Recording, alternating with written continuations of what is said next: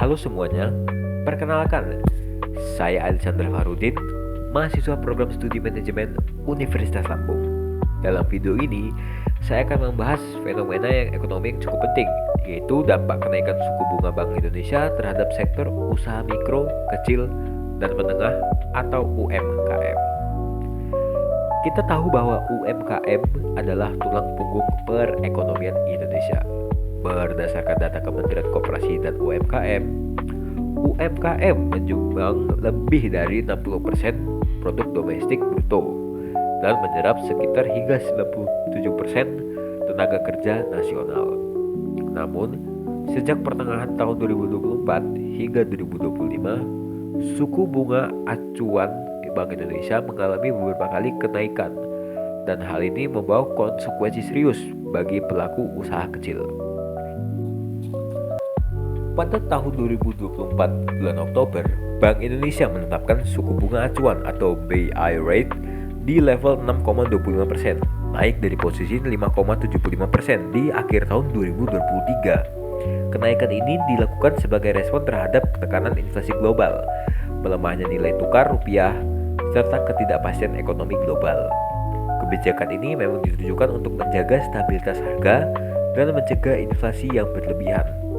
Namun di sisi lain, kebijakan tersebut juga mempengaruhi biaya pinjaman perbankan di dalam negeri. Bagi pelaku UMKM, kenaikan suku bunga ini berarti kenaikan biaya modal usaha. Bank-bank cenderung menaikkan bunga pinjaman sehingga beban cicilan kredit usaha menjadi lebih berat. Lalu ada beberapa dampak terhadap UMKM. Menurut survei Otoritas Jasa Keuangan OJK pada awal 2025, sekitar 47% pelaku UMKM yang menggunakan fasilitas pembiayaan perbankan mengaku mengalami kesulitan dalam pembayaran cicilan setelah kenaikan suku bunga.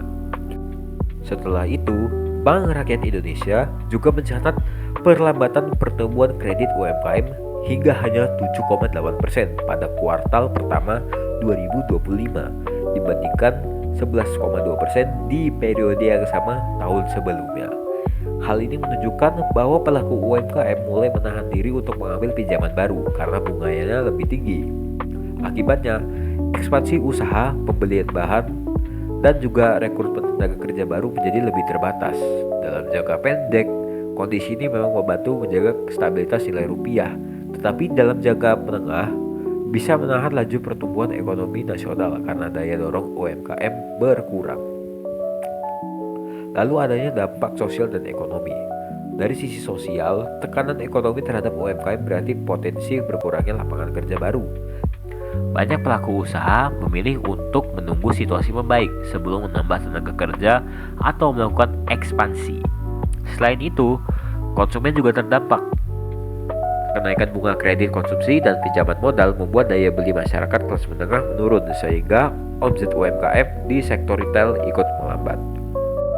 Lalu selanjutnya, apa sih upaya dan solusi yang diambil oleh pemerintah?